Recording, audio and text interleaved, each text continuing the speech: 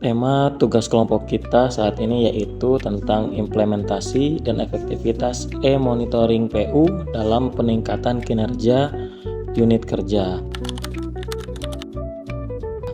Nah, ada tiga isu permasalahan yang kita angkat, yaitu yang pertama keterbatasan integrasi sistem dan data, kemudian yang kedua kualitas dan konsistensi pelaporan, dan yang ketiga pemanfaatan data untuk pengambilan keputusan. Itu 3 poin yang akan kita bahas pada tugas kelompok kali ini. Nah, di sini aku bakal jelasin tentang fakta dan dampak dari ketiga isu tersebut. Keterbatasan integrasi sistem dan data pada e-monitoring PU dan belum terhubung otomatis dengan aplikasi pendukung seperti e-budgeting, procurement, dan simak BNN, menyebabkan proses input data berulang, perbedaan pemahaman operator, serta tidak konsisten pelaporan. Kondisi ini menghambat ketersediaan data real-time, meningkatkan resiko kesalahan, dan memperlambat pengambilan keputusan strategis.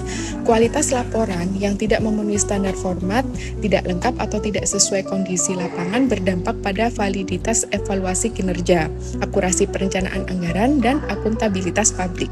Selain itu, rendahnya pemanfaatan fitur analisis data serta keterbatasan kapasitas analisis pegawai membuat potensi peningkatan kinerja berbasis data tidak bisa dimanfaatkan secara optimal, sehingga isu di lapangan terlambat terdeteksi dan efisiensi anggaran menurun. Permasalahan ini berkaitan erat dengan konsep manajemen ASN dan smart ASN yang menuntun integritas, profesionalisme, penguasaan teknologi, dan pemanfaatan data secara efektif untuk mendukung smart governance. Pada dasarnya, ketiga isu terkait dengan penerapan e-monitoring bisa menjadi tantangan dalam penerapan manajemen ASN dan smart ASN. Mengapa demikian? Karena penerapan e-monitoring yang belum efektif dan efisien dapat mempengaruhi akuntabilitas kinerja, disiplin, dan profesionalisme ASN yang juga bagian dari manajemen ASN. Kemudian, e-monitoring ini juga menjadi wujud dari transformasi digital di Kementerian PU dan bentuk penerapan dari Smart ASN. Hanya saja, dalam penggunaannya masih perlu dimaksimalkan agar laporan yang dihasilkan bukan hanya menjadi formalitas belaka. Dengan menggunakan teknik tapis isu USG, yaitu metode untuk menentukan prioritas penanganan masalah berdasarkan 3 kriteria. Yang pertama, urgensi, yaitu seberapa mendesaknya isu itu harus diselesaikan. Kedua, ada seriousness, seberapa seriusnya masalah itu berdampak pada organisasi. Yang ketiga, ada growth, yaitu seberapa cepat isu itu memburuk jika dibiarkan. Di mana indikator penilaiannya itu dari angka 1 sampai ke 5. Dan semakin besar angkanya, berarti semakin urgent isu tersebut.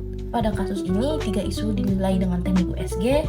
Dari hasil penilaian, isu kualitas dan konsistensi data yang mendapatkan skor tertinggi, sehingga menjadi prioritas pertama. Artinya, masalah ini sangat mendesak, berdampak luas, dan cepat memburuk. Pertama, dari aspek urgensi, masalah ini sangat mendesak. Sesuai dengan analisis, harus ditindaklanjuti dalam waktu 1 bulan.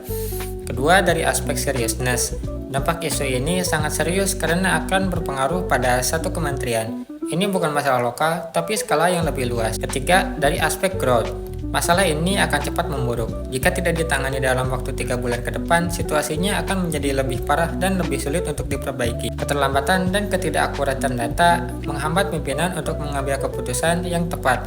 Padahal data yang valid adalah kunci untuk perbaikan kinerja unit kerja dan pelayanan publik. Jadi di sini saya akan menjelaskan analisis isu menggunakan fishbone diagram analisis dengan masalah utamanya yaitu e-monitoring tidak terintegrasi penuh dengan sistem lain, data tidak real time, dan terjadi duplikasi input. Faktor penyebab utamanya yaitu teknologi sistem, manusia atau SDM, kemudian proses atau SOP, kemudian kebijakan atau manajemen, dan yang terakhir yaitu terkait data. Untuk faktor turunannya itu tidak ada API atau middleware, kemudian yang kedua operator belum terlatih untuk memanfaatkan fitur integrasi. Yang ketiga, belum ada prosedur baku untuk sinkronisasi data antar sistem. Selanjutnya, jadwal input dan pembaruan data berbeda di tiap aplikasi. Kemudian, format data yang digunakan berbeda dalam atau antar aplikasi atau tidak interoperable. Dari sini kami belajar bahwa e-monitoring bisa kita kembangkan lebih jauh lagi, tidak hanya sebagai sebuah metode pelaporan, namun sebuah sistem yang terintegrasi dengan menggunakan middleware yang dapat menghubung beberapa aplikasi seperti e-budgeting, e-procurement, simak BMN, dan e-monitoring.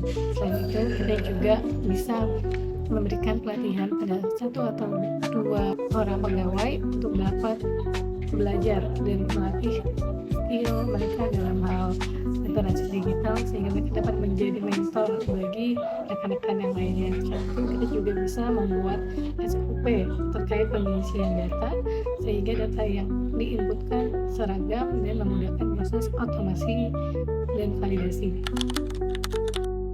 Dari sini kami belajar bahwa e-monitoring tidak hanya sebagai sebuah metode pelaporan, tapi fondasi kinerja berbasis data, Integrasi sistem yang baik laporan yang konsisten, Dan pemanfaatan data secara optimal adalah kunci. Sebagai Smart ASN, kita dituntut melek digital, disiplin, dan mampu mengimplementasikan hasil dari pengolahan data menjadi sebuah keputusan strategis untuk meningkatkan kinerja unit kerja.